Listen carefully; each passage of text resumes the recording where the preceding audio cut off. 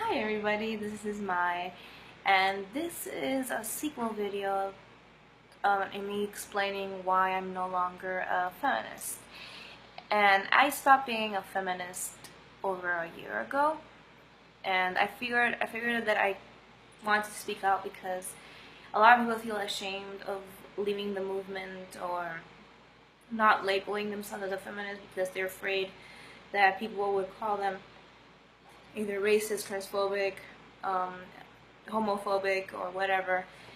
It just throws a lot of negative buzzwords at you, and you just feel more comfortable saying, "Oh yeah, I believe in feminism to an extent." But I gotta be real. I think the third wave feminist movement made me a more miserable and anxious person. It brought me no joy at all. And I'll tell you why, and why I stayed. Now, a year ago or so, I was hanging out with a lot of SJW people because they were at first, they were very nice and coddling to me. They would never say anything bad. They were squeaky clean, and I was in a place in my life where I was very vulnerable and naive. So I was like, oh, these seemed very sweet people. But then, as humans do, I said something offensive, and one of them almost exploded, and I had to get on their good graces again, and I cried and I begged and all that, and that's where it all began. The whole SJW brainwash that I was privileged, that I didn't know what people were going through, that I was stupid, and that I had to be an ally, and I had to repent, and I had to acknowledge my privilege. But I was a woman, so I had some points. I had the right to say that all men were scum, and that I was an oppressed minority, and that people sexualize me, and that sexism is something that is constant in my daily life. So I became a professional victim because that was a way to get around. It was like gambling. You had these chips, and you had the LGBT chip if you were gay, you had the transsexual chip if you were trans, or if you were a person of color, you had the chip too, and the more chips you had, the better. But I only had one chip, which is the woman chip. Therefore, I was not in the high ranks of the SJWs. And that's the thing about SJWs, is that they like to turn against each other, which I find really, really horrible if they want to keep their movement alive, because the fact that they turn against each other, like, no, I have more privilege, no, you do, no, it's just hilarious. But technically, I am a person of color because I'm Latina. My mother is extremely dark, and my sister is extremely dark. So, since we have the same genes, I just got the pale skin gene. Therefore, in their eyes, I'm a person of color inside, but I have white privilege because my skin turned out to be bleached. I don't know. That's what they think. Like, even though my name is extremely Hispanic and I was raised in South America my whole life, I was still a whitey.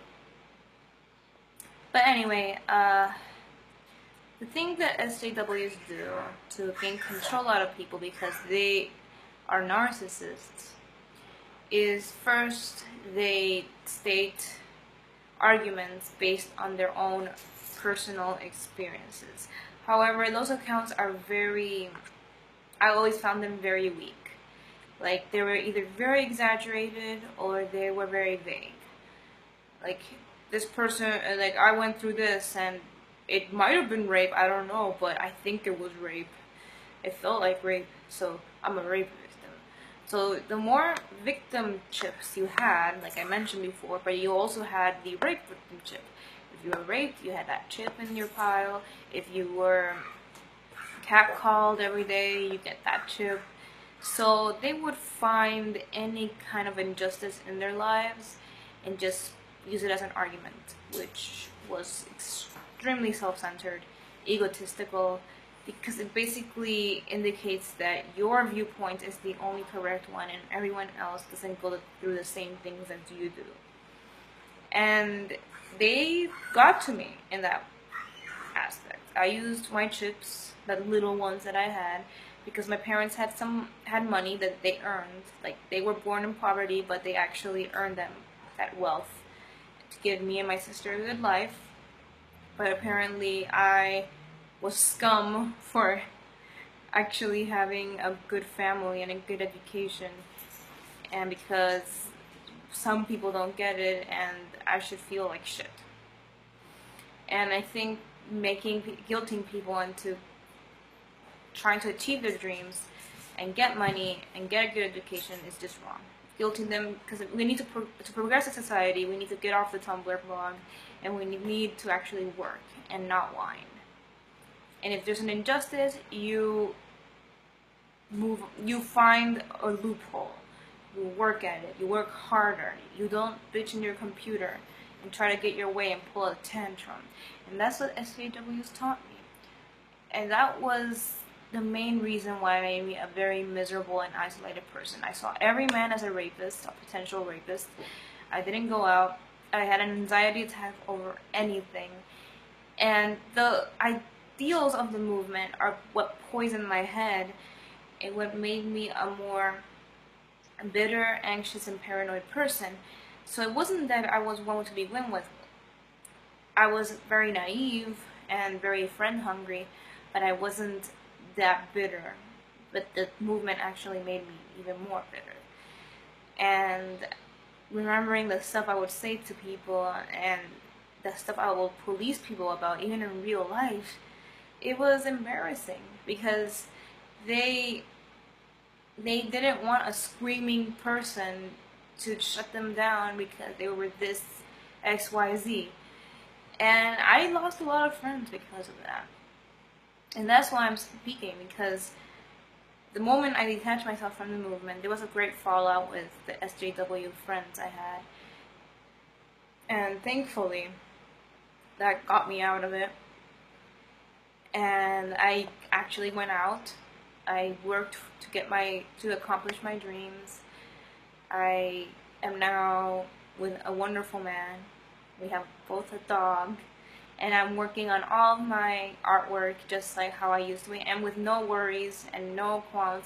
And if anyone polices me or says that I said something offensive, I just use logic and actual research to counter it. Because they're always emotional and they're always trying to shout on the top of their lungs. And there was one thing that one of my SJW friends would constantly repeat whenever I stood up for myself. And that was, it's not up to debate. My feelings were hurt. It's not up to debate. And to that I say, so fucking what?